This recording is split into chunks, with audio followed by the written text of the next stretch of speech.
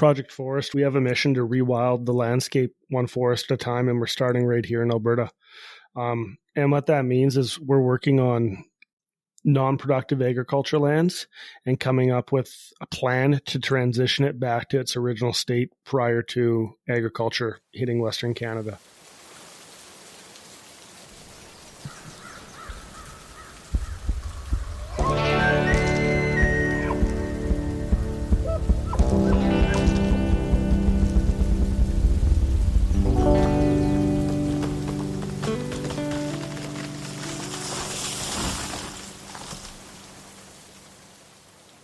Hey folks, what's happening? Welcome to Your Forest. My name is Matthew Kristoff, and on this podcast, we talk about the environment and the science of sustainability.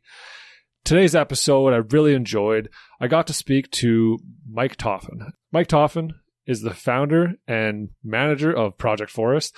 Project Forest is a new non-for-profit organization that wants to rewild Alberta. So they're looking at creating forests, building forests, not just planting trees, but forests, real ecosystems in places where they've been lost. So on agricultural land that's non-native species, they're looking at afforesting or reforesting those areas back to a natural habitat. So they're starting to do that now in their first site is just east of Edmonton. It's called Golden Ranches. And it's a really awesome conversation about not just planting trees to sequester carbon, but planting trees and shrubs and forests, creating an ecosystem for the sake of the health of the planet and with the benefit of carbon sequestration and that kind of stuff. And it was just a really interesting conversation. I enjoyed talking to Mike and learning his why he does this work, why he feels it's important, why companies should take the onus on themselves to put their money where their values are, why people should invest in the things that they think are most important and not just have it as a mission statement. Like I said, lots of good information here talking about opportunities for companies and maybe even individuals and invest and offset their carbon footprint and also just support something that is on trend with, making the world a better place and quote unquote, saving the world. It was a great conversation about taking responsibility and taking initiative to do what's right. Sponsors for this episode include West Fraser. West Fraser is the number one sponsor for 2021 again, and I could not be more thankful for their support. It has allowed me to do this podcast right.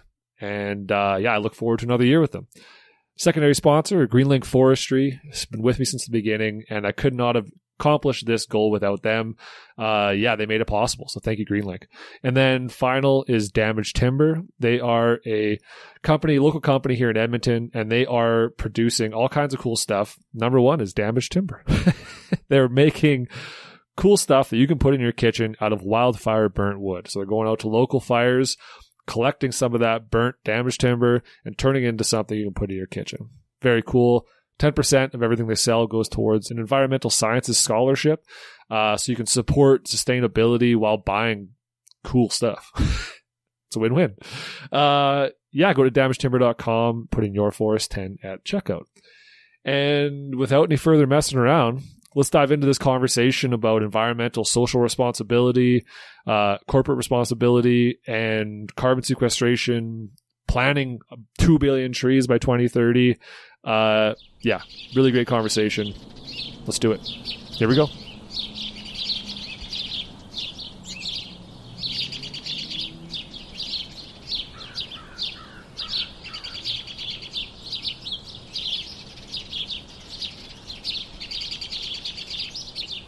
So I thought a good way to start would just be to talk about, just like, give me your story. Like, what was it exactly that, made you want to pursue a career, not just a career, but a life of, being a forest steward. And then after that, going very heavily into this like sustainable aspect of it and really trying to, push the sustainability to another level. Yeah, it was a couple things. When the first forestry experience I had was actually in Scouts when I was in grade 5 or 6. One of the other guys' dads came in and showed us how to measure tree heights. He worked in fire and he drove a Porsche. So I'm like, oh, that forestry, that's the way to get rich and drive a Porsche. As most that's a good joke. Listening.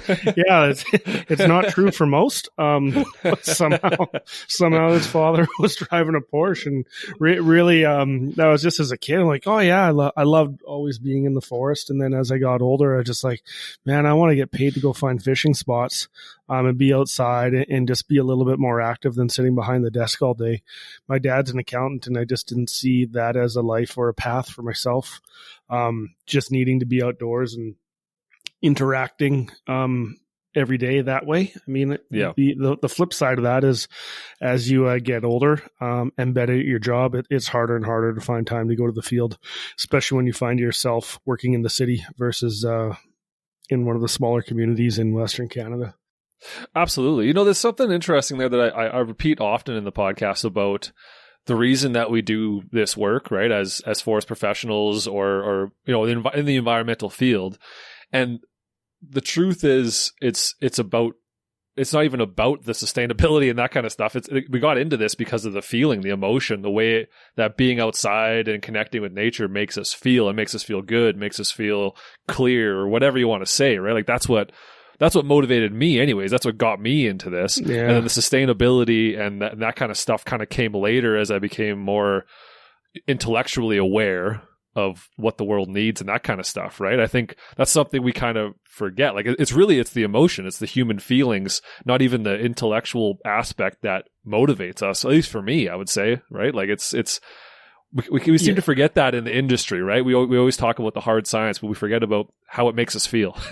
and the people, to be honest. I mean, case in point is we've never really met before, except for yesterday when he dropped off the mic.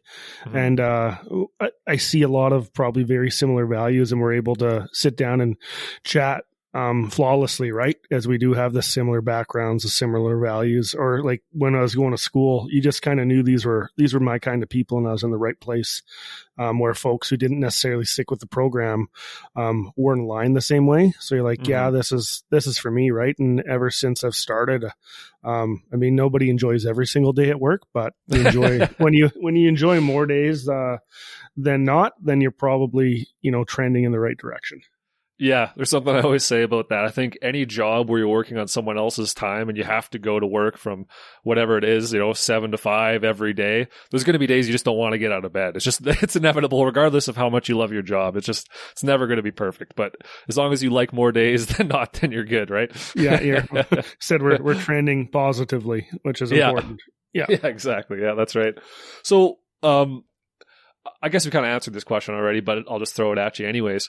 Why do you continue to do this work? Like, what is it about it that fulfills you and makes you feel purpose? Yeah, it's changed over time. I mean, as you progress through your career and your responsibilities change, I find it I've always kind of wanted to find a way to help people, but I'm not a doctor.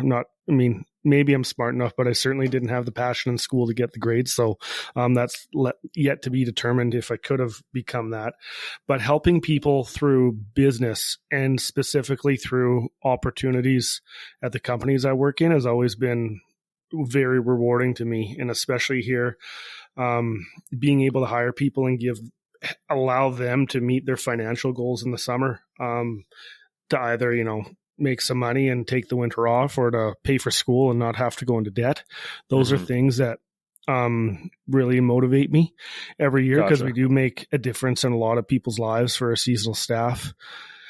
And then as well, making a difference, right? Like we're in a unique position where we have a pretty diverse skill set here in the office. I'm able to learn from people who've been responsible for producing over 1.5 billion seedlings. Not a lot of opportunities out there to learn silviculture from industry experts that have been in the field for, longer than I've been alive, which is pretty cool.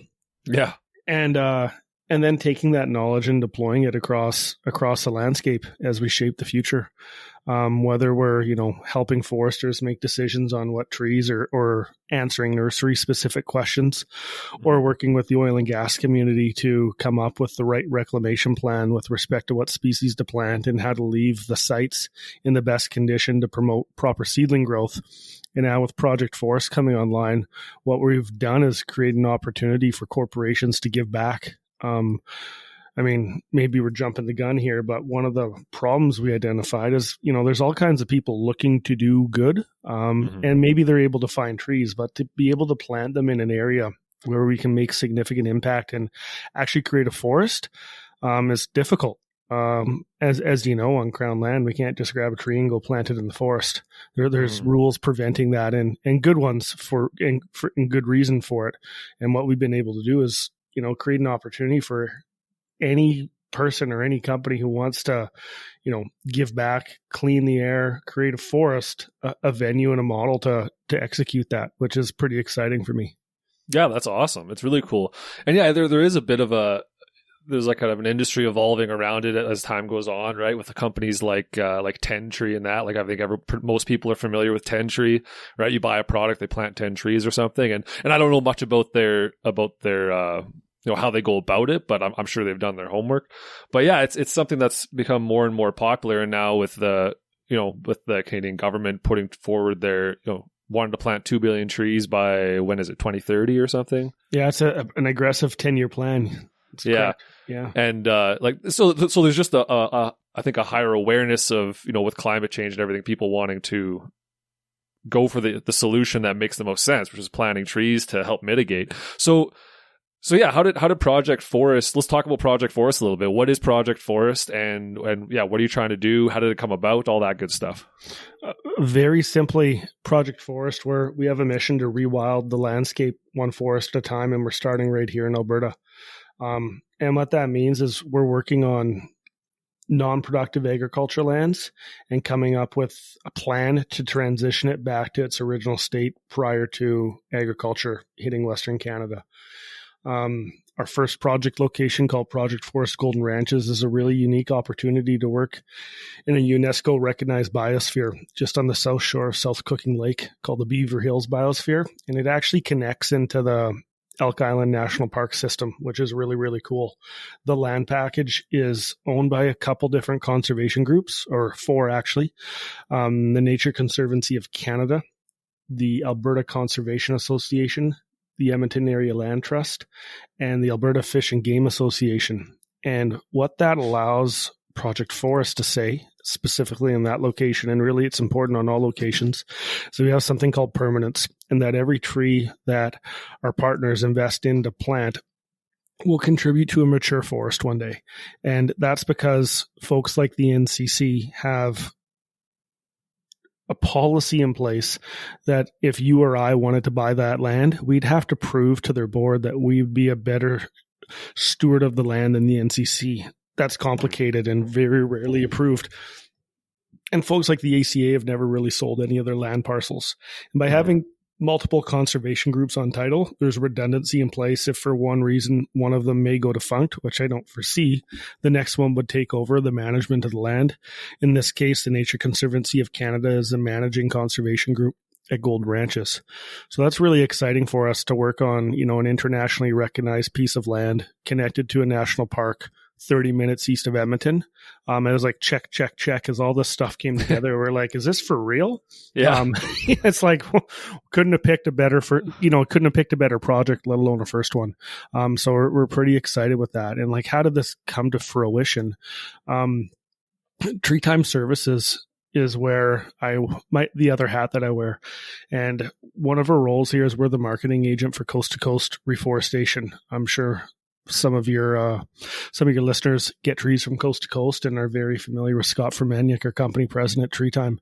And our phone rings all the time. So as a marketing agent for Coast to Coast, we as a network produce 50 to 60 million seedlings per year. And when you start Googling trees or ways to give back, our name pops up and our phone rings. And over the years, people have been asking the question, hey, I'd like to buy some trees and I'd like to give back and plant them on land. And we just didn't have an opportunity to help folks on a significant level. And then I just, continued. Once you keep getting asked the same question, like, what's the solution to this problem? There's obviously a need for it. We don't know how to execute it. And it was just one of those shower moments. Some people start companies in their garage. This idea kind of came to me in the shower one morning. I'm like, oh, why don't we just pool everything together? It originally was just called Carbon because we didn't have a name at that point in time. And we started, sketching it out, planning it out, and we retained a company to help kind of do a market analysis. Like, really, is this a problem that companies are looking to solve? And the answer was yes. And then we started Project Forest. Creating a community of like-minded, environmentally responsible businesses is one of the other, missions that we're trying to do, to have everybody work together and create that community. Because one person or one company isn't going to be able to make significant change, but when we come together, that's where we can create forests and really create some benefit that would be impossible without an opportunity like this. And the other really cool aspect of Project Forest, because you mentioned Tentree, and the work they do is really quite phenomenal, retaining a lot of shoreline and coastal ecosystems in tropical parts of the world, and it's really important.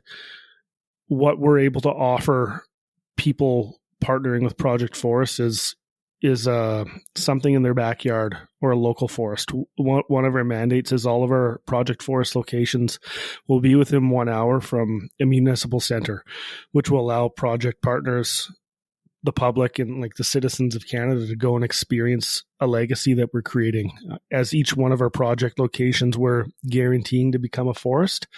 As they grow, we're really creating an opportunity for our grandchildren and their kids to experience a forest that we're starting to create today, which is pretty cool. And that's why, to me, permanence is so important. And also Project Forest taking on the reforestation liability, just like Forest Product Company would. We want to make sure these become a forest. So we're looking at some of the same standards. And I signed a contract with the landowner to take on liability until the site has achieved a status where we feel it's on a trajectory to become that mature forest without any more intervention. Mm-hmm.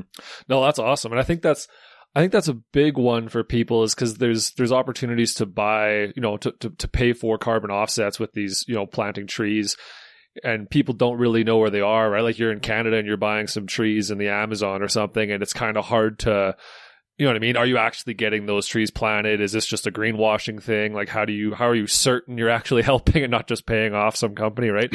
So I think that you're right. I think that's a huge portion. The fact that people can they could actually go out to see the trees that their money helped pay for. And so are you guys working with anybody to sort out, to give people metrics on like what they're paying for, like exactly, how much carbon are they offsetting and that kind of stuff? Yeah, we one of the other folks here on the team, Jeff Renton, has a pretty good understanding on, we'll call it the carbon calculations, and he's done some greenhouse gas work earlier in his career and in his education. So as part of our process, we reached out to the federal government's carbon team and used their calculations to create at least a baseline of how much carbon we expect to remove from the air per hectare over the lifespan of the forest. And it's 1,187 cubic meters, I'm talking forestry here, metric tons of carbon dioxide per hectare over the lifespan of the forest at Golden Ranches. And we modeled that over 150 years. So that work has been done. And we also said biomass is a really important thing, because we know trees don't grow as fast or start sequestering carbon as early in the northern hemispheres. And on a per hectare basis, we're creating about 313 metric tons of biomass per hectare as well, which is really important. Like, a metric ton's a lot of weight. Yeah. There's a lot of biomass being created per hectare based on our participants and our partners' investments there, which is really cool. Right, absolutely. So how did you go about, like, talking about the Golden Ranches, right? Which, by the way, I've been to a bunch of times. Like, I've bow hunted there, and I've been in there. It's a beautiful spot. And my question to you is how do you sort out that that's a good place to plant trees? Like, how do you know that was once forest and should be forest again? Because, like, one of the things that I thought of was that, like, native grasslands, and not that this is the native grasslands where you're planting has actually all been, it's all agriculture, but like, native grasslands are increasingly rare, right? And they're kind of at risk. What's to say that an area like this wouldn't be better off as like a native grasslands, like if you were to try and reclaim it that way, as opposed to a forested landscape? Like, how do you make that decision? It's a really great question, and one that I'm happy to say I don't have to make when partnering up with conservation groups. So what we've done is like, hey guys, we're ready to go to have our first project, or when I'm ready to have my 10th project, we'll reach out to the NCC or the ACA, and their inventory is huge, and they have plans to reforest certain projects and to transition them back to native grasslands. And the biggest challenge for a lot of these conservation groups is funding and actually getting dollars to execute the plan. And what I found with one of our tours is folks like the ACA who own significant portions of land, a lot of their dollars go towards taxes as opposed to project execution, just to the provincial government because they own the land. And whether that's right or wrong, it just is what it is. So folks like myself at Project Forest are able to, bring partners together, secure funds that, go exclusively to the reforestation work or afforestation work that we're trying to do, or coin it properly under the Project Forest flag is rewilding, which is, an important concept to think about, because we're not necessarily reforesting for under the forestry paradigm, because this area will never be logged, right? We're creating forests that'll last forever, and hopefully natural systems will start taking over as things mature. And the inventory of these sites is long. One of my concerns when we start a Project Forest is where the heck are we going to plant all these trees once we gain some momentum?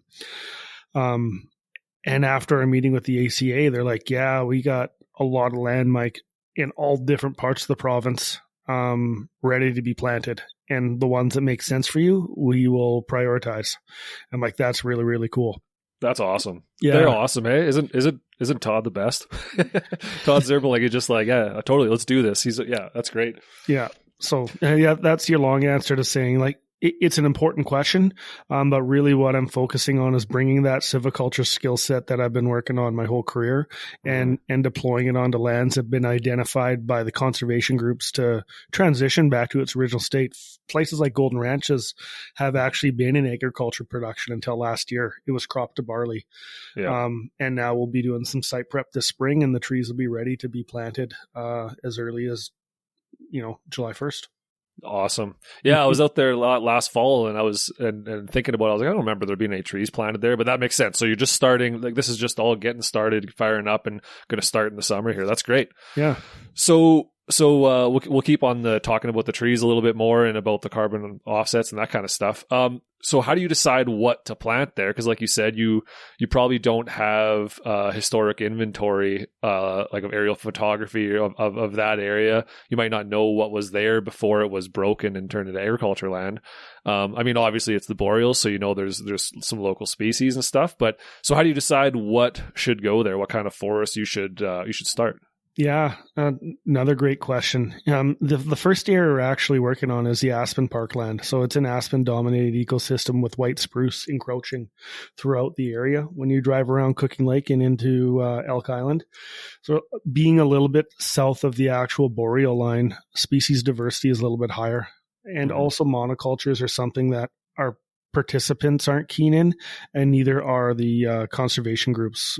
Just planting white spruce would be simple, but probably not the best answer. So on a place like Golden Ranches, we're actually planting 10 different species, including shrubs.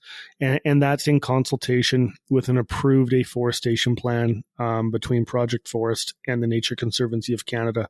Kind of gone back and forth, and our afforestation plan is built into the contract, which also includes the liability feature that we spoke about earlier, where we will maintain liability on that site and a financial commitment to turn it into a forest. And I can run through the 10 species because I think it's important, and I'll just go in order of percentages here. So the most abundant tree is white spruce, but it's only 28,000 of 110,000 trees that'll be planted there. And then we talk lodgepole pine, tamarack, willow, balsam poplar, trembling aspen. We have white birch. We have Saskatoon, black spruce, red oyster dogwood, and green alder. So just by coming up with a good list of species that will function together and will be planted in different spots, because it's not just a flat landscape where drainage is equal across the entire quarter section. There's areas of good drainage and poor drainage. So we'll be planting the right species in the right site, which is always really important. And also using the right seed.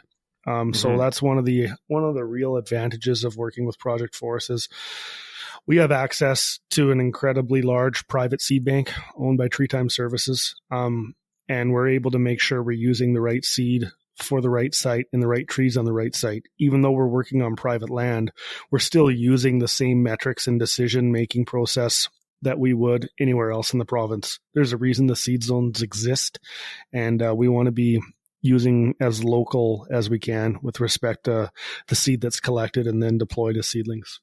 That's awesome. It's actually really exciting to hear that you guys are planting shrubs and stuff too, right? So you're really committed to creating forests and not just planting trees. I think there's a lot of that going on. Like, oh yeah, we've planted these trees, or we've dropped them from drones or whatever, right? And I don't know how much follow up there is. So when you got something like this, where it's the transparency is, like you said, I could drive 45 minutes east of my house and I can be at your site and I can, you know what I mean? I can see what's going on, what the die off is, how they're growing and how things are going.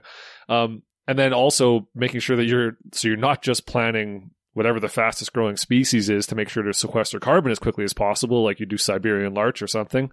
You're actually planting local biota that are and shrubs, which I think that's got to be pretty unique in this part of the industry, right? Like I've never heard of any company planting shrubs to help create these ecosystems with a focus on carbon offsetting.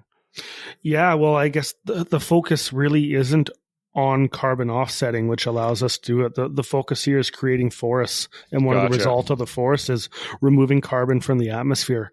And we can get into the carbon conversation when we hit that question on your list, because we do have our carbon metrics, but actual carbon credits are not part of the conversation with respect to projects like Golden Ranches, where it could be on some different opportunities that we're working on that I'm happy to talk about throughout our conversation. But when we're working on conservation lands, carbon credits is not in the best interest of the site, and the conservation groups aren't really keen on moving in that direction. And I think that's fine, because we do give the proponent the information on how much carbon we will be removing from the atmosphere of the life of the forest. And when folks are trying to become carbon neutral, you don't need to become carbon neutral with a carbon credit. You just need to become carbon neutral with a verified procedure and process. Right. So I could say, if we're emitting 1,000 metric tons of carbon dioxide per year, I'm like, I got a solution for you. Let's go plant a hectare of forest at Golden Ranches. And we will be able to prove with certainty what we're doing. And what I'm planning to do is there's some really cool technology coming online where we'll be able to actually get actual volumes of carbon removed from the atmosphere as soon as we start getting a minimum stem diameter of 2 inches. And I'll be able to do that remotely, I believe, with satellite technology. And once our stands get to that size, we're going to start doing 5-year increment baseline tests. Say, okay, let's measure the amount of carbon we sequestered right now and compare that against the model. Are we on track or are we ahead of the game? And that'll be, it's not a conversation we can have now, but we can say, hey, Project Forest at year 5, let's sit down and chat again and see what that looks like, right? Because that'll be really cool. Yeah, absolutely. No, but that is really cool though, because I think there's a lot of companies trying to get into this carbon offset game with the sole goal of, sequestering as much carbon as possible, and they're probably sacrificing that ecological health and sustainability and just suitability for the site and that kind of thing. So to hear of a company like yours that's actually putting ecosystem health at the forefront, and then having the carbon offsets being just a natural result of building a forest and allowing people to invest and offset their own carbon outputs to help support that cause, I think it makes perfect sense. But it also keeps you from you know what I mean? Like we said, planting Siberian larch in the place where it doesn't belong or something, right? Or hyperpoplar, right? Like everything, all the species I listed are natural and they're not hybridized, and they're all going to be able to reproduce and hopefully function together as a working forest. Yeah. And that's why I say we're creating forests, or we're rewilding Alberta, or the landscape one forest at a time. And that's a really important concept to us. The word forest also talks about community it's not just a singular tree. And that's where the name Project Forest came from as well, as we are looking to create that community. It's kind of neat when you start with an idea and turn it into a name and a business. Just all the thought that goes into every minute decision is really cool. Just the process and the execution is exciting. Yeah. Oh, absolutely. It's exciting to hear something like this going on right in our backyard too. So yeah. It's awesome to hear that you've had so much success early on just getting these partnerships, because I think that's huge, right? Finding a place to plant this stuff and making an actual difference. So when it comes to ensuring that these forests continue, like you said, you're planning on a 150-year timeline here for these forests. What's the mechanism you guys are going about to ensure that these forests, you know what I mean? Like, are you gonna, I'm assuming you're not gonna plant them, but like, yeah, they're good to go, and then walking away. Like, you're keeping tabs on these. So are you planning on always keeping a tab on these, like going out there every few years and making sure things are going well? Or is there a point at which you're going to go hands off? There is a point in which we'll go hands off, but it's not until we're confident I'm a registered professional forester. So before I'm able to put my stamp on that and say, okay, this is going to become a forest, that's when we'll be giving liability back to the landowner. So folks like the NCC haven't signed the final contract defining what our free to grow standard would be. Free to grow can be defined in every contract, and it's not the term that's always used across the forest product industry. But we have a survey program in place where we'll do an establishment type survey and kind of a survival survey at year 2, walk through, see how things are doing. And if we need to, do some touch ups or a little bit of fill planting, we do have dollars accrued and budgeted for that. And then we'll be managing these sites to we'll call it an amended performance survey standard. The first challenge for any seedling on a reforestation plan is let's get it to the height of a knee, because most of us know the herbaceous competition can be really quite catastrophic to seedling development. And everything starts as a seed and starts at height 0. But certain plants just don't grow as high. So we need to get the trees from knee is up to your knee height is the first metric. Then up to your waist is the second metric. And then normally, if your tallest tree in your plot is to your waist, you're almost off to the races, but not quite yet. Where I'm thinking we're going to land is something like the tallest tree in every plot that we do is about 1.5 meters tall.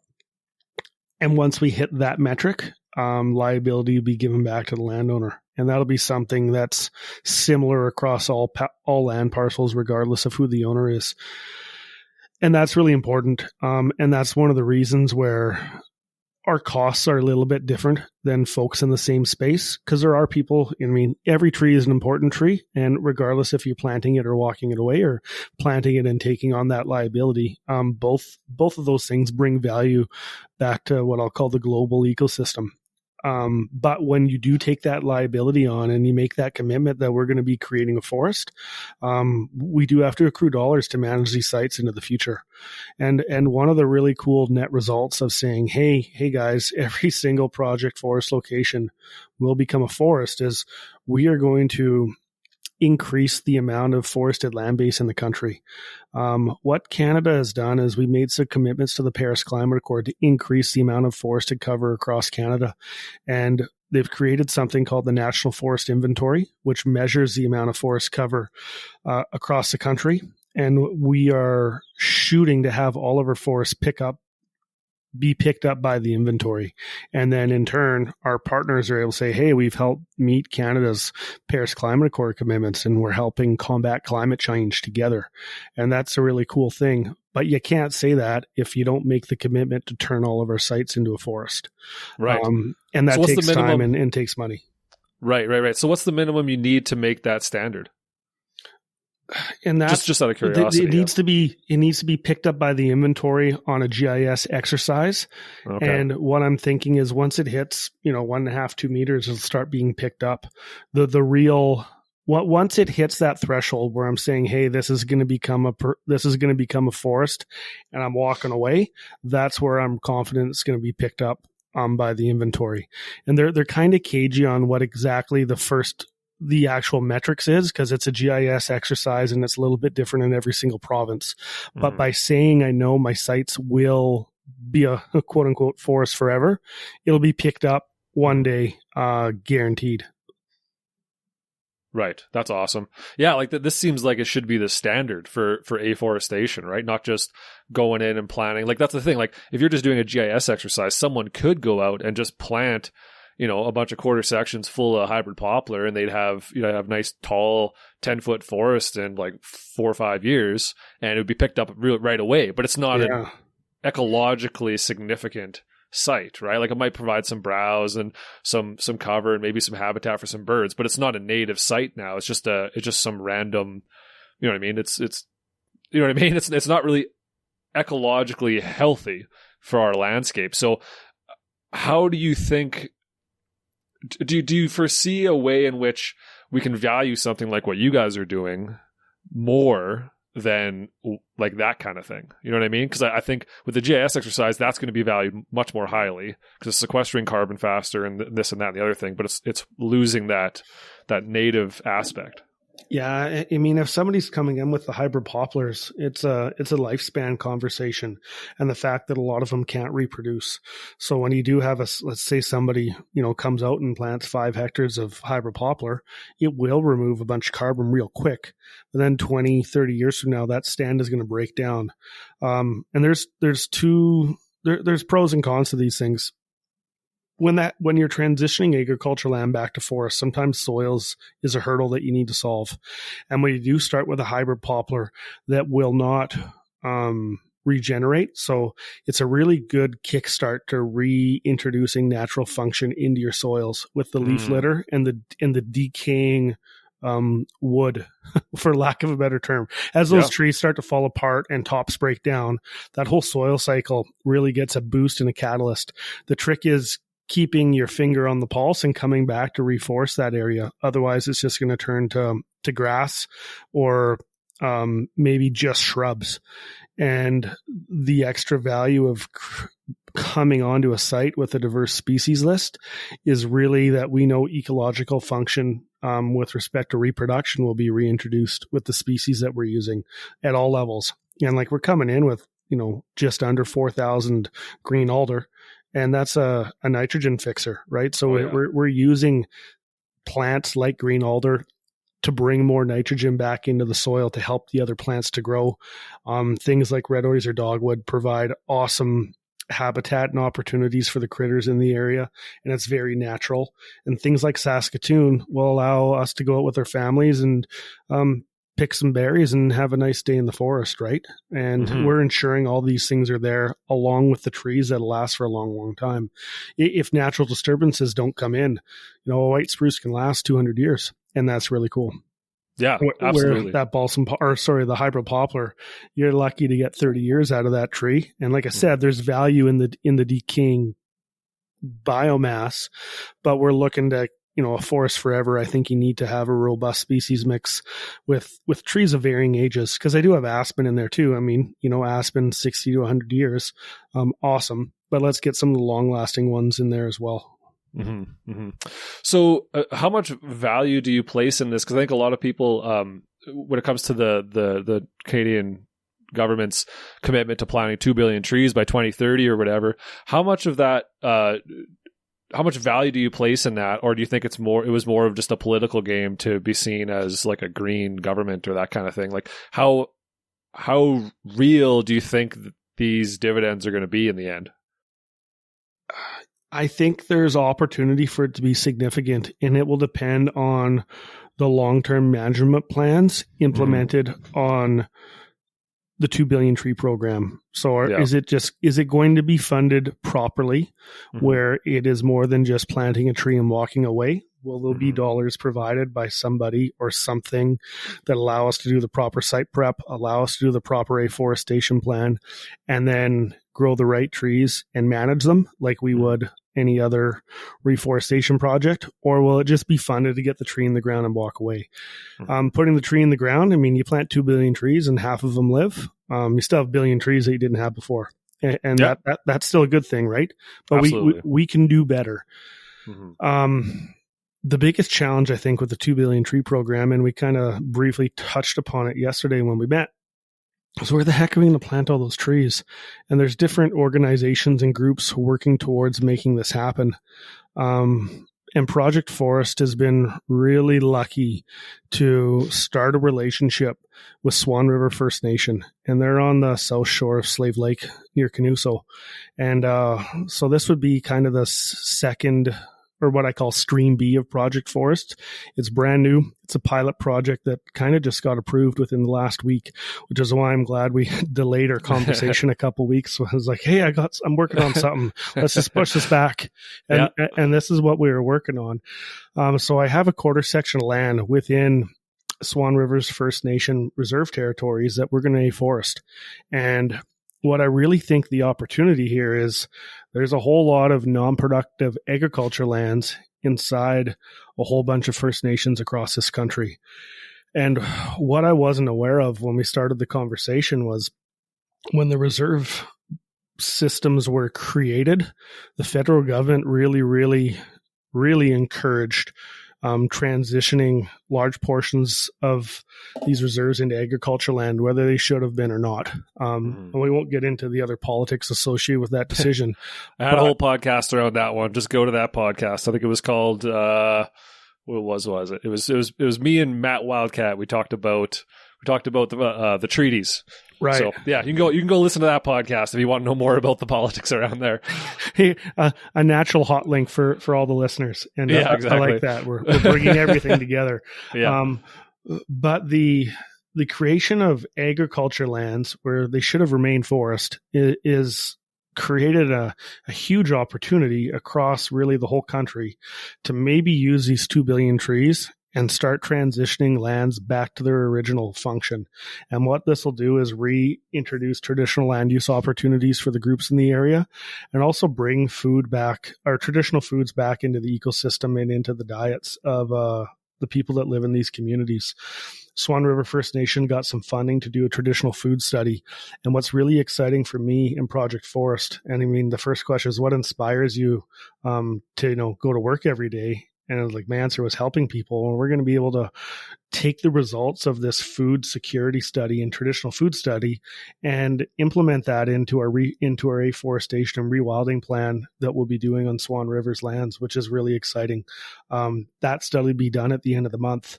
And should that say, hey, moose is really important, we need to plant species that promote moose, well, maybe I'll come in and we'll plant really high density balsam poplar. Right. And some of those trees will become trees, and some of them will just be moose feed. And that'll be really important for the community. And things like that. I haven't seen the report. I'm just kind of brainstorming before I have the results. But by using forestry and rewilding techniques to reintroduce food back onto the environment, I'm not just talking meat, but I'm talking plants and berries and traditional medicines, as well as transitioning the land from a non-productive agriculture state back to a forest. Really, really exciting. And there's some other opportunities that we're working on with a potential afforestation carbon credit protocol. We're working with a few different groups to see what that looks like as our federal government places higher values on carbon. Economic opportunity will be available for a lot of these First Nation groups. And I'm interested right now working exclusively within what I would call reserve territories as opposed to Crown land, because I believe some of the land use legalities will be a little bit different. And we'll also be able to bring economic value back to the folks who live in these communities and use the value of the new forests to really bring economic opportunity back to the people, which I think is exciting. So as we transition these landscapes, once a protocol is in place, and I don't think it's an if, it's a when, especially if the value of carbon continues to increase, if you use the metrics at Golden Ranches, there's significant opportunity to bring real value back to these folks if we're able to sell these carbon credits on the futures market and under a similar sort of system that already exists in places like California. The biggest difference is most of the carbon credit systems in place are for mature standing timber working for an afforestation protocol in Canada. We'll take a little bit of work to get that protocol in place, as we do know trees grow slow. But to me, so we started about the 2 billion tree program.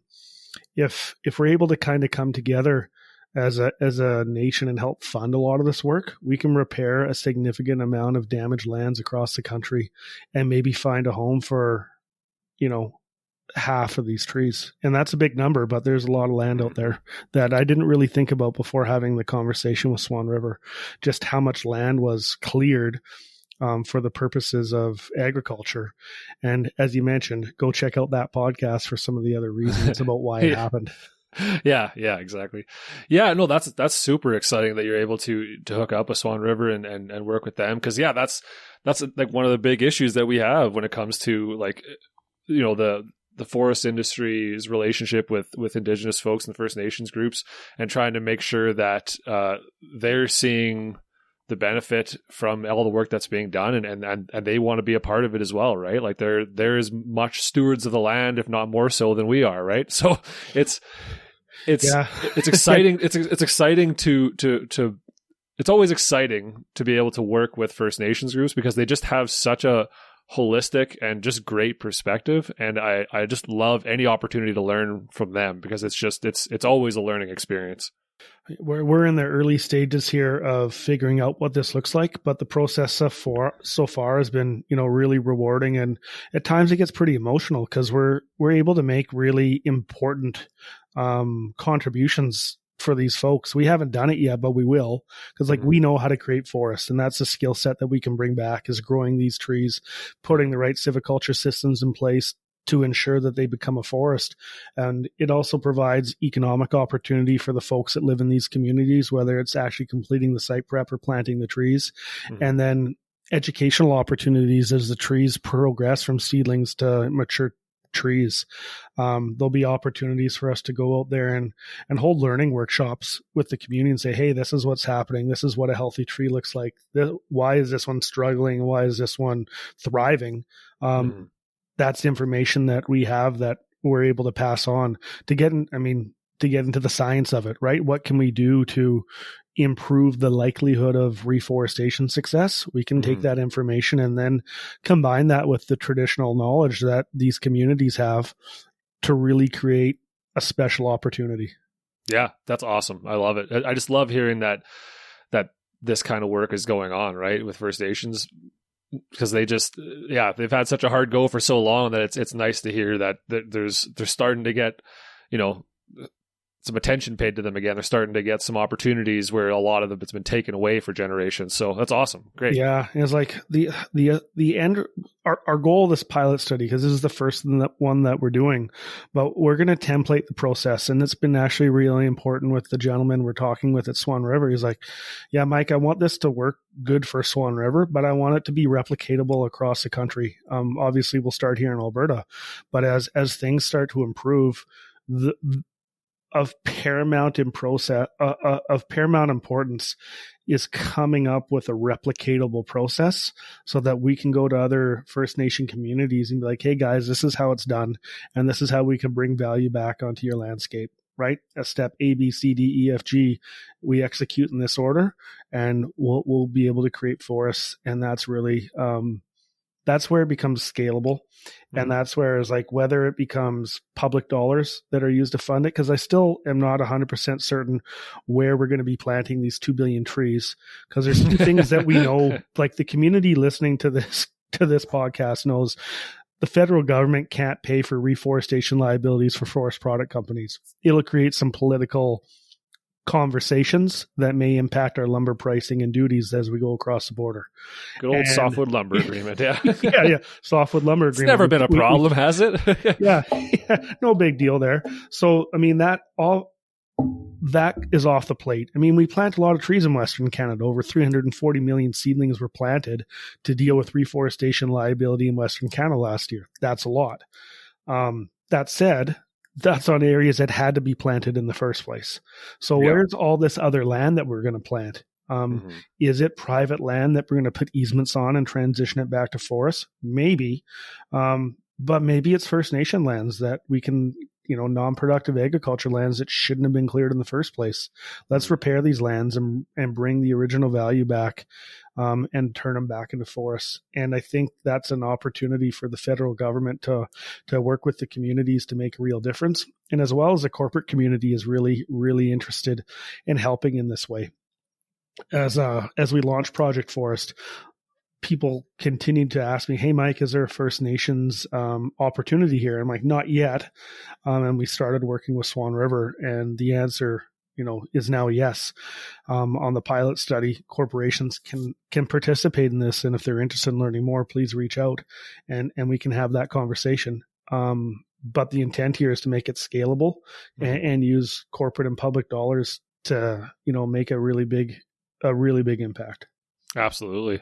So yeah, let's jump into that conversation about the corporations that want to contribute to this kind of stuff and what it takes to put your investment where your values are, and starting to make a real difference when it comes to maybe trying to go carbon neutral or trying to just further the ecosystem health of our world in a changing climate and that kind of stuff. So,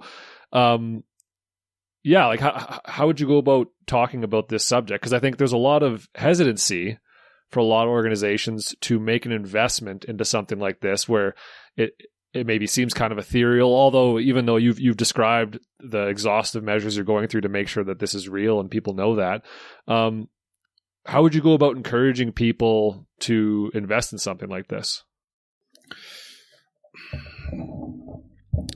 A couple different answers. So I don't know how much I need to encourage people to do it, because I think people already want to. They just don't know how. Yeah, right. There's a level of discomfort with they want to make sure that what they're paying for is real, right? And I think you provide that opportunity. But there's, you know what I mean? There's still it's hard for people to make that leap. Yeah, totally. And I mean, it just I won't use names, but one of the Project Forest Discovery meetings we had in 2020, that was one of the questions that came up. Is like, "Hey, Mike, I just see it as a real risk for my corporation to invest with a company that's planting abroad, because how do I know the work is being done, and how do I know things are being done properly and ethically?" And I was like, well, that's the advantage of working with Project Forest is, I mean, not only do you know if it's being done at different partnership levels, there's a planting opportunity for your company and your clients and your partners. Come out here at, 10, 20 or 30 people we bring out for a planting day at your different participation levels, which is really exciting. So not only do you know what's being done, you did some of it, right? And that provides some assurances, let alone the afforestation plan and the contracts will all be publicly available once all finalized and all the I's are dotted and T's are crossed. So you can take that information back to your groups and say, hey, this is what's going to happen. There's a document in place that guarantees that these areas that we're working on and investing in will become a forest. Another answer to your question is, like I said, there's people looking to solve these challenges. And I've kind of broken it into three different problems corporations have that we're able to solve. One of them is the publicly traded institutions have something called ESG, environmental social governance, and it's really important for them to increase their metrics. And they can use Project Forest as a way to do that. For a company who has to plant trees versus planting trees on a volunteer basis, they're weighted differently. Everything contributes positively to that ESG metric when you're planting trees, but when you're doing it all on a volunteer basis, for lack of a better term, you get more points. Yeah. Companies have corporate social responsibility goals. And some of them are like, oh, we want to become carbon neutral, or we want to plant trees, or like one of our other folks that we're working with, a pretty big advertising company that has an international footprint. Every person that they hire across their whole company, they plant a tree for. And that works out to, between 500 and 1,000 trees per year, depending on the year. And, in a non-COVID environment, it's probably more. But that's one of the commitments they've made. And then through the Project Forest model, their area is going to become a forest, right? And that's pretty exciting. So helping companies solve the ESG or the CSR challenges is something that we're able to do flawlessly. Becoming carbon neutral, I would say we can become part of your solution. Well, I don't think we're going to be your only solution. There's other things you can do within the internal operations to reduce your carbon footprint. But introducing the creation of forests as part of that solution, I think is a no-brainer and is a really good story to tell to your customers and your clients. One of the things I like to tell a lot of my potential partners and their current ones is, let's use your advertising dollars not just to grow your business, but save the world. And there's not a lot of opportunities out there in the advertising world where you're able to do both.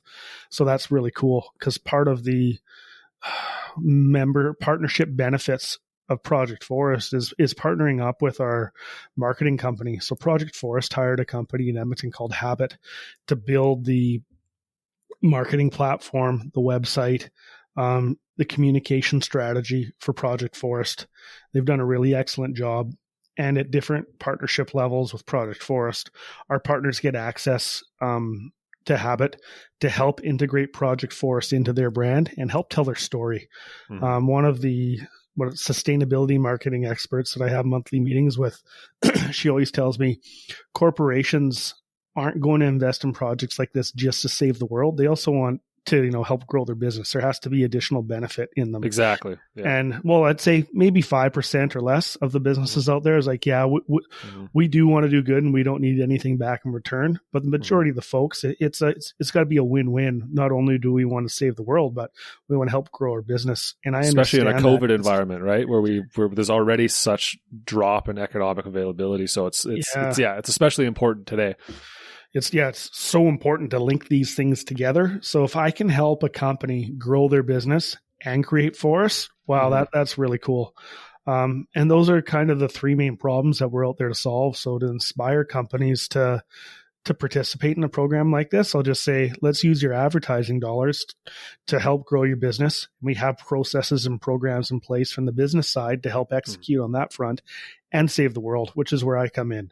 I'm a tree guy. As you can tell, I talk about trees all day, every day, and we could talk for a number of hours if we needed to fill up some space. But the business execution is just as important, because we're talking about real dollars and real investment, and we want people to get, benefit on more than just one front when they become a Project Forest partner. Absolutely. Well, that was kind of my next question, right? Is a lot of these projects, they seem sort of ethereal, like I said before, and there's something where it's like a feel-good thing. People are like, oh yeah, I want to do right by the world, but there's no real return on investment as far as helping my business out.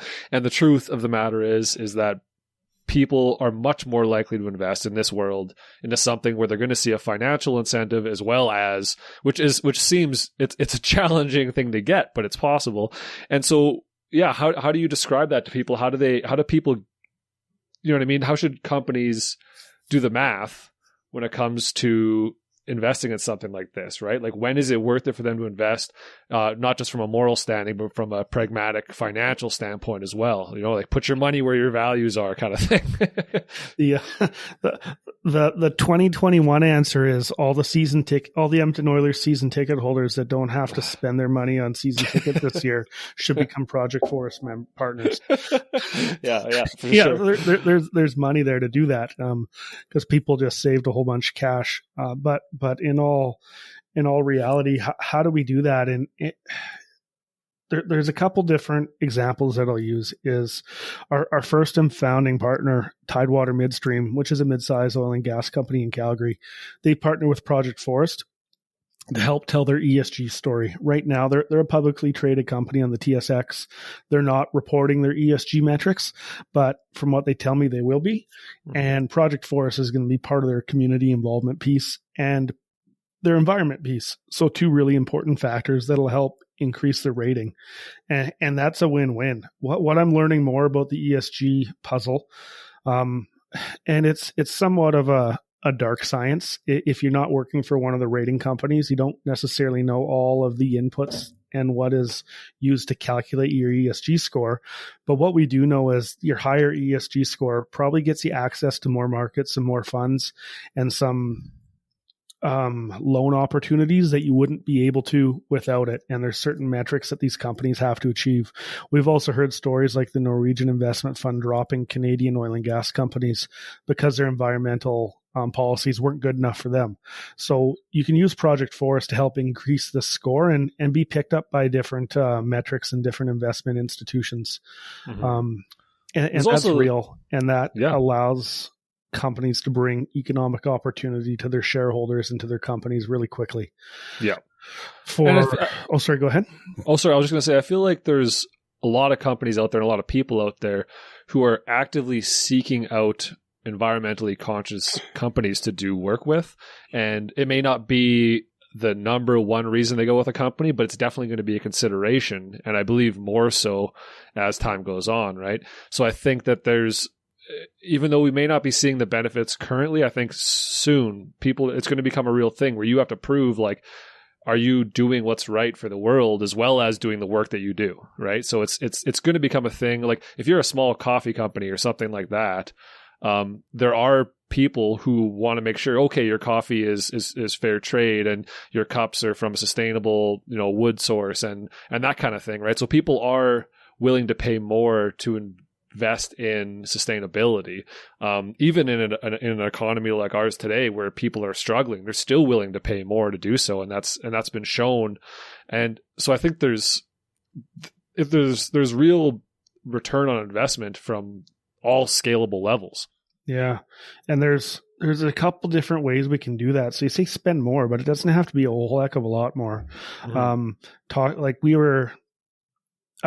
I say we, Project Forest was interviewed on another podcast from a company, a small coffee company. It's funny you brought that up, called Rose Bros Coffee in Calgary.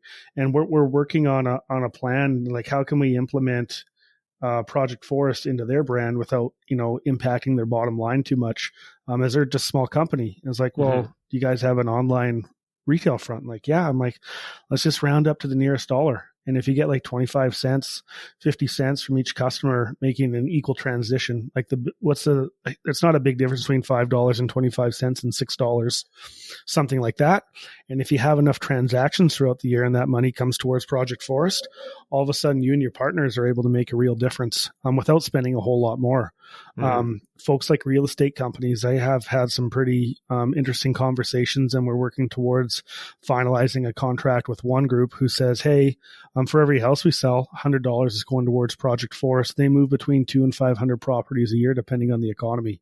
A group like that's able to create a lot of forests, and $100 from their sale doesn't impact their bottom line all that much, and allows them, like I said, to use their advertising dollars to save the world. And there's other groups that say, hey, when you partner with Project Forest, and this is maybe like a construction company putting a bid in at a company like Suncor, internal ESG metrics for private companies are now becoming really important for the big guys who have public ESG metrics to manage. So showing that you've partnered with Project Forest will increase your chances of winning a bid. So this is ways to really bring economic value to different parts of the economy. And even when we started this, like, hey, for every beer you buy, we'll plant a tree. And maybe it's for every 6 beers you buy, we'll plant a tree or something like that. Or we're creating forests when you come, have a dinner at our restaurant. Things like Coors Light is donating dollars to save the rivers. I'd love to partner up with the beer company to plant trees and create forests every time somebody buys one of their products.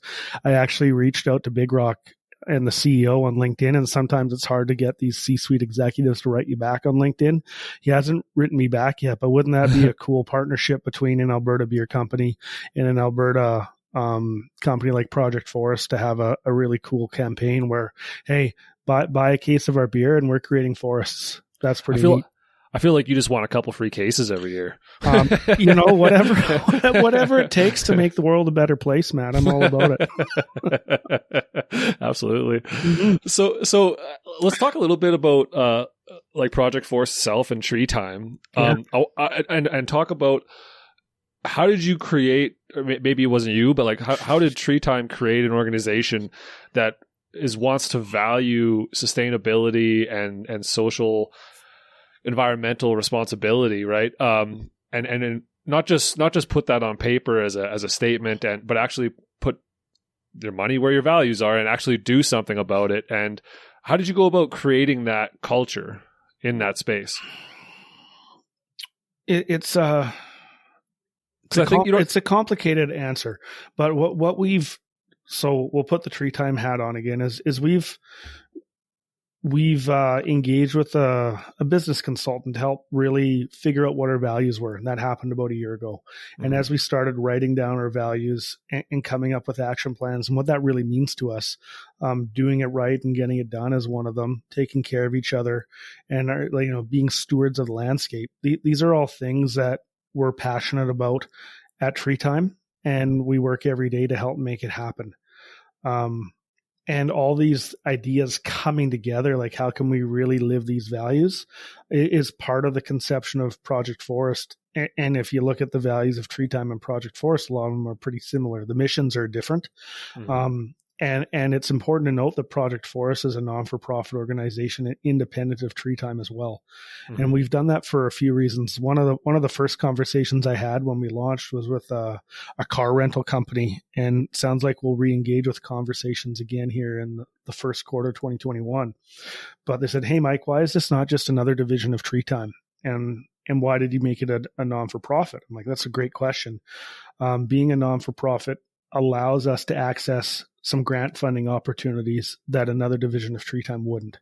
And we've put a really aggressive plan in place here in 2021 to apply for every single grant that we might be eligible for. And I use the word might because we want to apply for a lot, and we want to hopefully get enough grant funding that we're able to fund all of our marketing and administration expenses by grant funding from different organizations and institutions, and use 100% of our partnership dollars for rewilding Alberta in Canada. Mm-hmm. And that's really important and something that's new to 2021 as we start applying for a lot of these grants. To put things in perspective, we've identified over 130 opportunities here since we started looking for grant opportunities. We applied for 3 in 2020. They probably won't all hit, but those 3 grant opportunities combined are $150,000.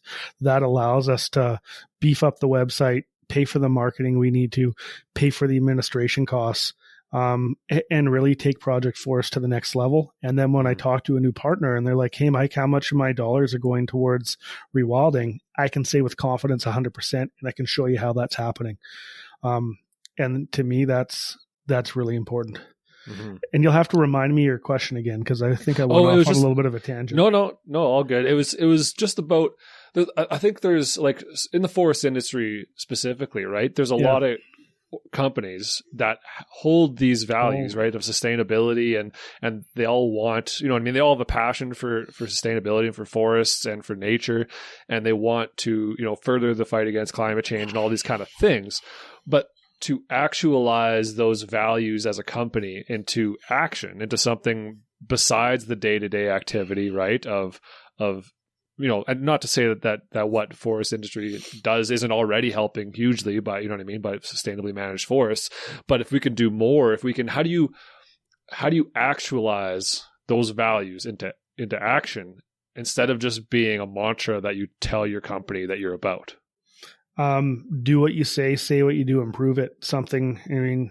A couple jobs ago, I was a forester at Miller Western Forest Products, and being certified with the different certification systems that they have there, that was ingrained upon us. And there's a couple other folks at Tree Time that are Miller Western alumni as well.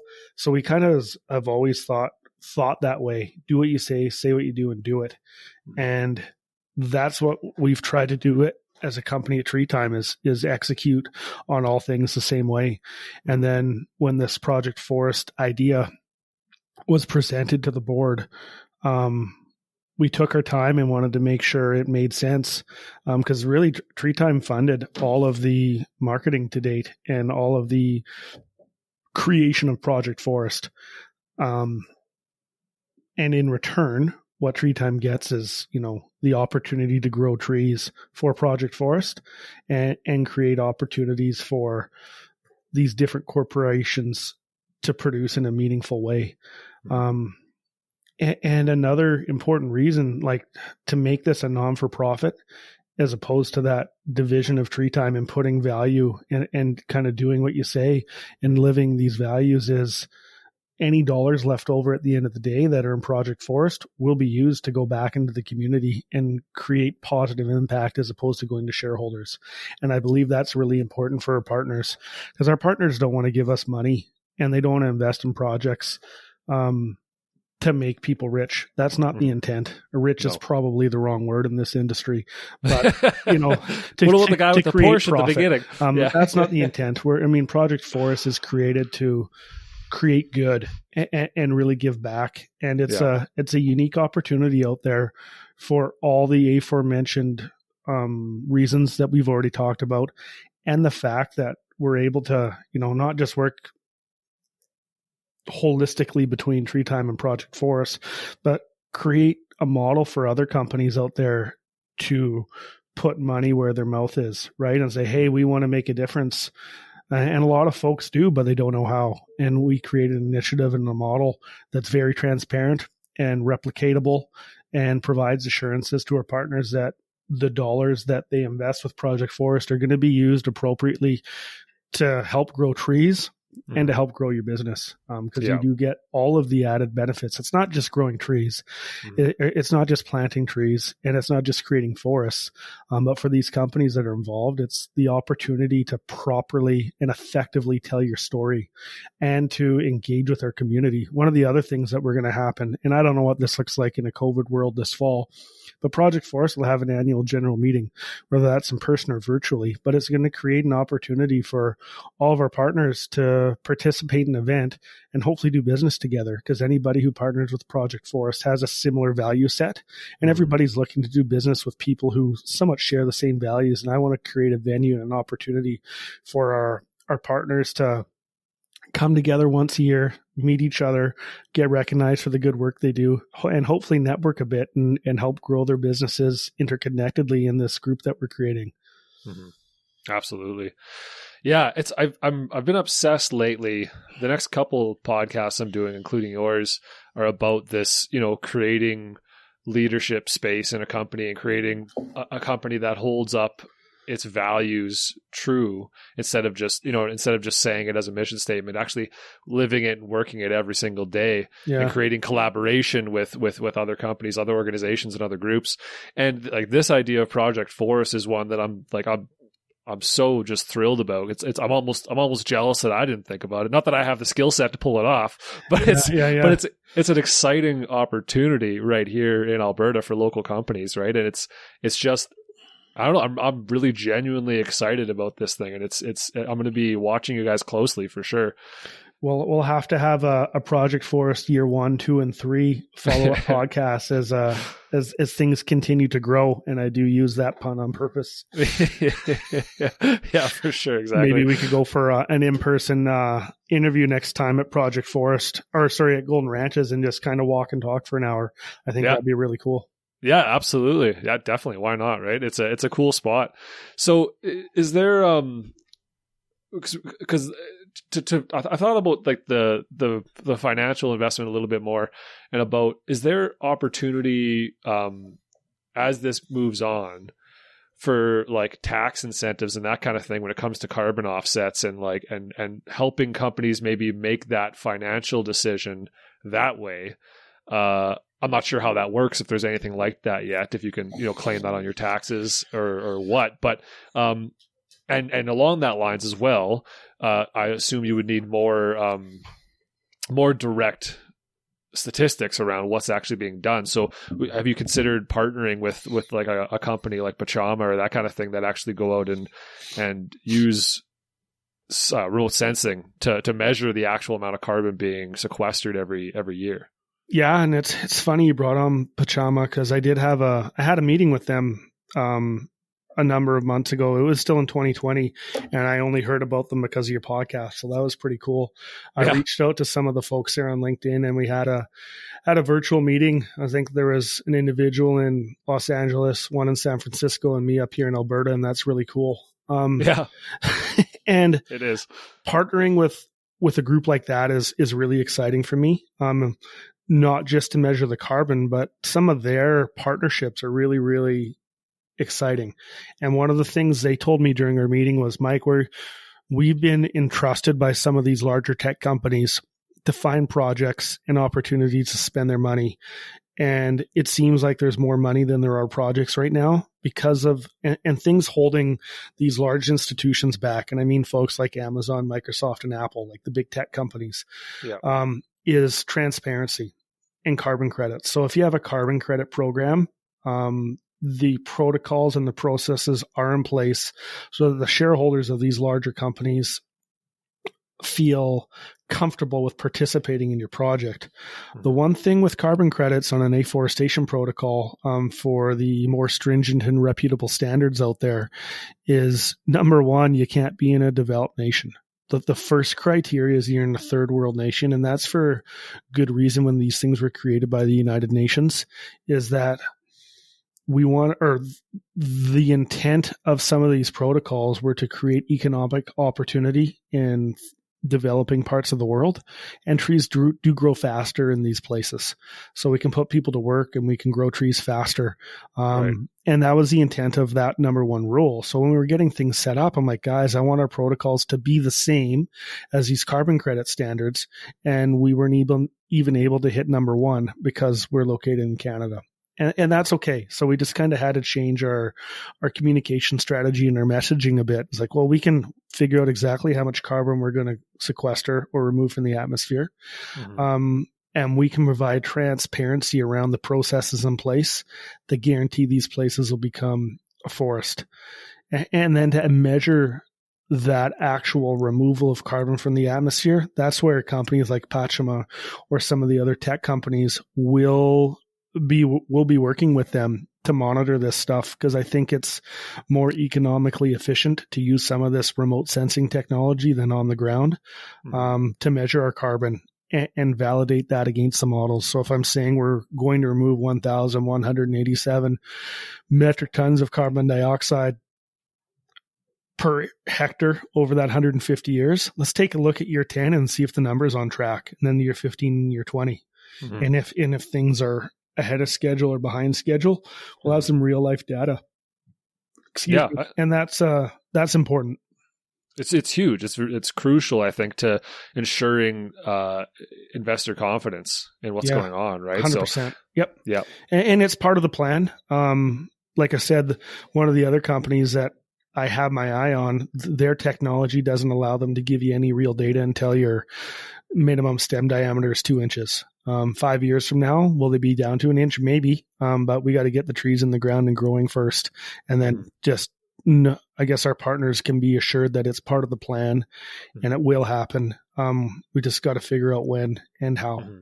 So, and just to clarify, so by what you were saying about the United Nations thing, so so there's not the opportunity through Pachama to actually have those big tech companies invest in your company because of that's not in a third world country, which it's unfortunate, but it makes sense, like you were saying, right? Like those are the places that are the hardest hit in the world, and they need the investment more than Canada does. So is that what's going on? So you're dependent almost completely on local investment then? No.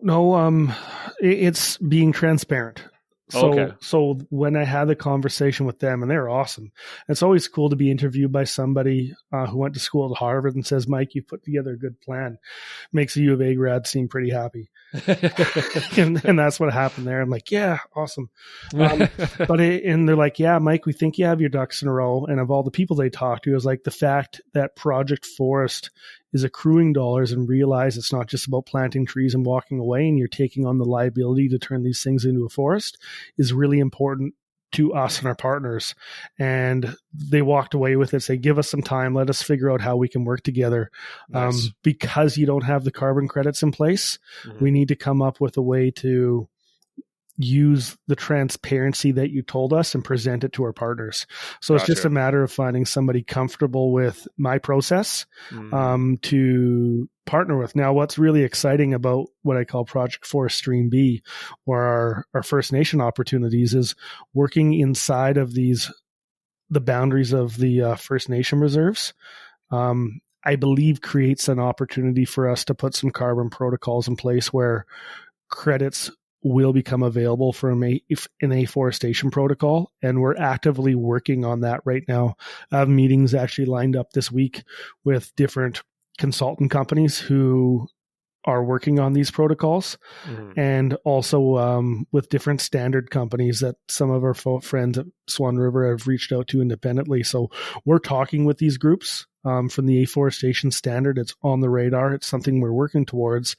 And once that process is completed, the sky's the limit, because that's when I can go back to folks like Pachama, and now they're like, hey guys, guess what? We figured this out. We got a program in place. And you know what? There's Apple computers everywhere, and everyone has Microsoft Office. So to say that they're working in communities that use their services, I think is pretty simple on a global footprint, right?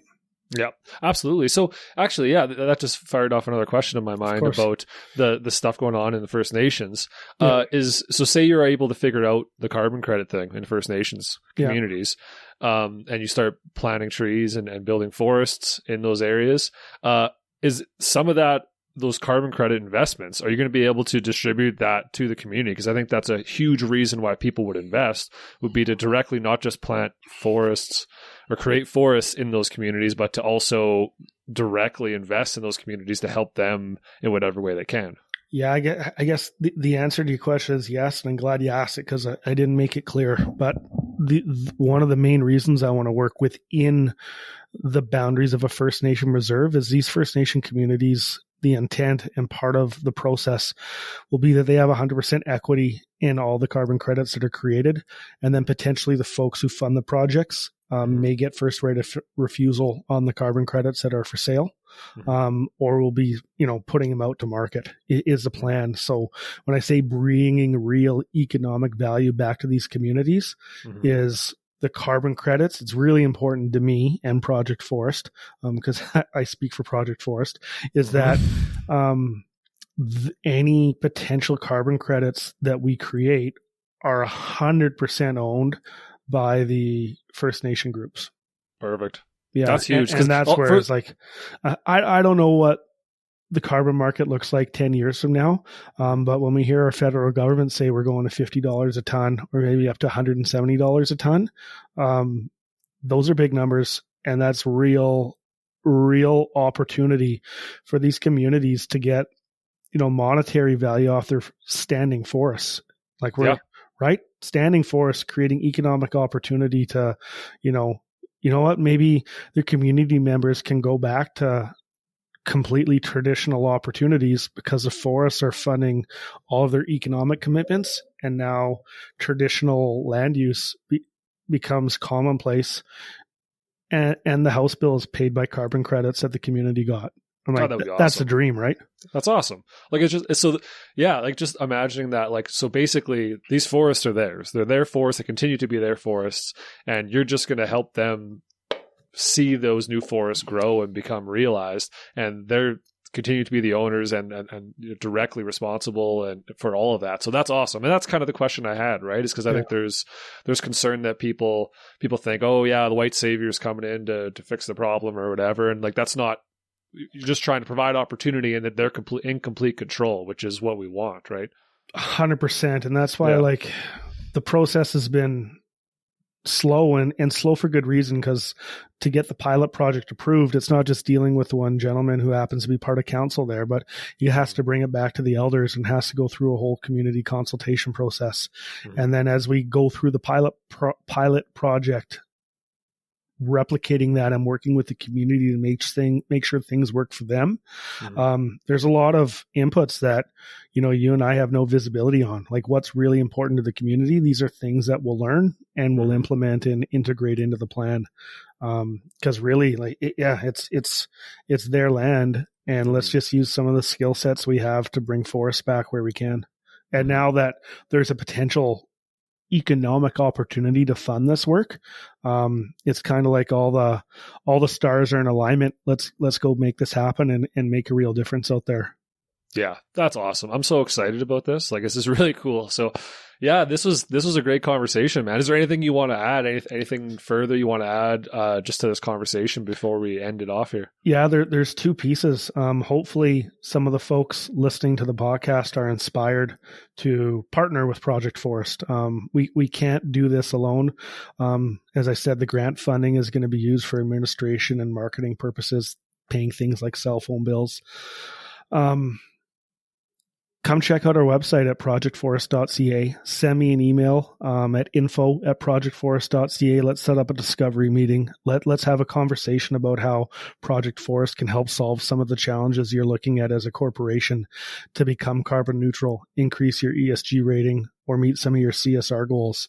And then finally, our first bronze member, JSK Consulting out of Red Deer, their president, Stacy, has been a really big champion of ours. I'd like to give her a shout out, as well as a big thank you for applying with Eco Canada to get us nominated for an Eco Impact Award. And then on January 28th, we'll see who the finalist is.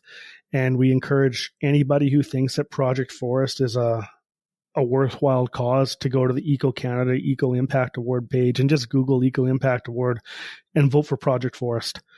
The more recognition and the more eyes we can get on the project, the faster we can build that community and, start creating forests. And that's really what it's all about. If people know about us, people tend to be interested in it.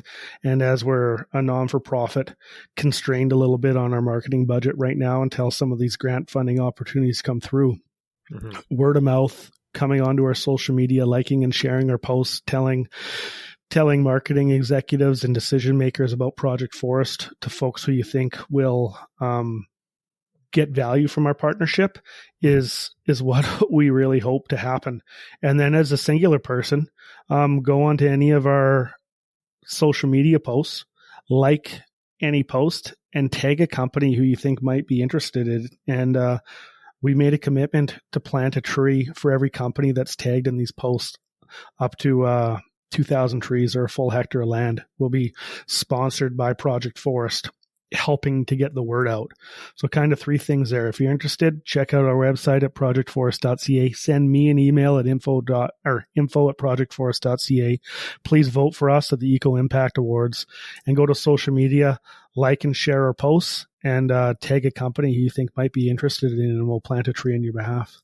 It's funny how important that social media aspect is now in this day and age. Like, I'm terrible at it. I suck at social media. That's like the one thing holding back this podcast is the fact that I do not want to do it. Like, I don't want to come home and be on my phone. I want to come home and be with my family. Yeah. And so that's the next step in the podcast. I got to pay somebody to do my social media because it's crucially important to building your business. And I just don't have the time or desire to do it, but I need to force myself. So yeah, absolutely. If anyone is interested, then definitely, the social media part of it, sharing and all that kind of stuff it's crucial, and it's so simple, right? And I just went onto as you were talking, I went onto the Eco Impact voting thing here, and I'm going to vote as soon as we finish recording. So appreciate the support.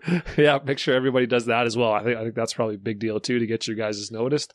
Yeah. And yeah, this is awesome, man. Like, I really am genuinely excited about this project, and I'm going to continue to support it however I can and become involved if I can. And what about individuals? Like, if individuals want to go out and try to, make their own their family carbon footprint neutral, is there a way there for individuals to invest? Or are you looking into something like that? We have a plan in place with a new online business where we're going to kind of use it as an opportunity to help grow their business and allow individuals to contribute. So we're still working out the details on how this will function. But when I say we're going to deal with it, or we're using the strategy of like a Sears or the Bay. When you walk into the mall, hopefully you'll buy something before you get to the food court. We're going to say, hey, come to this website and you'll be able to contribute individually to Project Forest through this website and maybe help support this business who happens to be sustainable. I'm looking forward to releasing that publicly after we get, once again, I's dotted and T's crossed.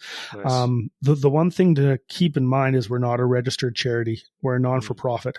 So by contributing dollars and saying I would like to be carbon neutral, that's something that you can help do. But as we're not a charity, that tax incentive, like you asked about, isn't necessarily there.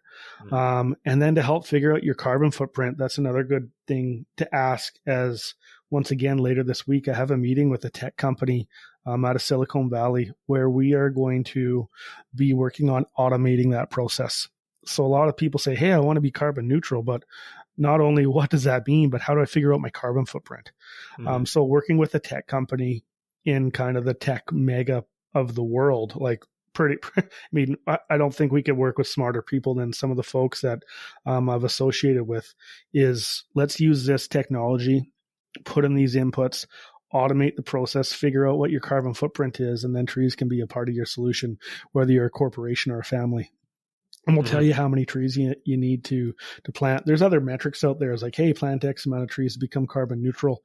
But the intricacies of every household and every business are so different that I think what we'll be working on with these folks out of Silicon Valley could be pretty interesting and simplify the process for people and businesses to figure out what their footprint really is. Yeah.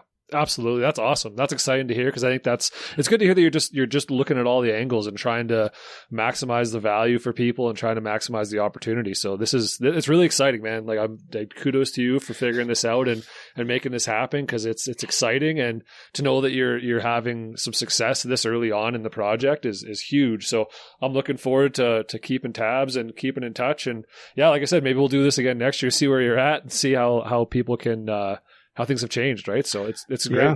Let's schedule some time in September and go for a walk and talk. That's what I like. A walk and talk with the microphones on at Golden Ranches, because it'll look a lot different a few months from now. Yeah, no kidding. Yeah.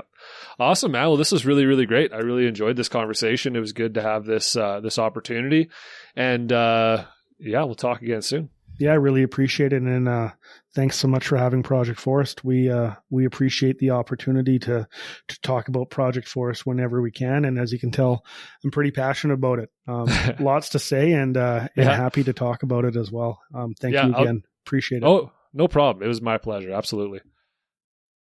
Thanks a lot for listening, guys. Follow Mike's advice. Go to ecoimpact.ca and vote for Project Forest. Also, share their stuff on social media, shoot them an email, get involved somehow. It's a really cool project, and they're doing everything they can to be part of the future, right? And I think you guys can be a part of it. So, yeah, join. Let's do it together. We can make the world a better place. And you can actually go out there. If you live near Edmonton, you can go out there and see what your money is buying. It's really cool. So, let's do this together, put our money where our values are, and do what's right. So thanks a lot for listening. Make sure to share the podcast on social media as well. Make sure to rate and review, all that good stuff. Tell a friend, tag a friend on social media. I really appreciate it. That's what helps this thing grow and gets the word out there. So thanks a lot, guys. We'll see you next time. Take it easy.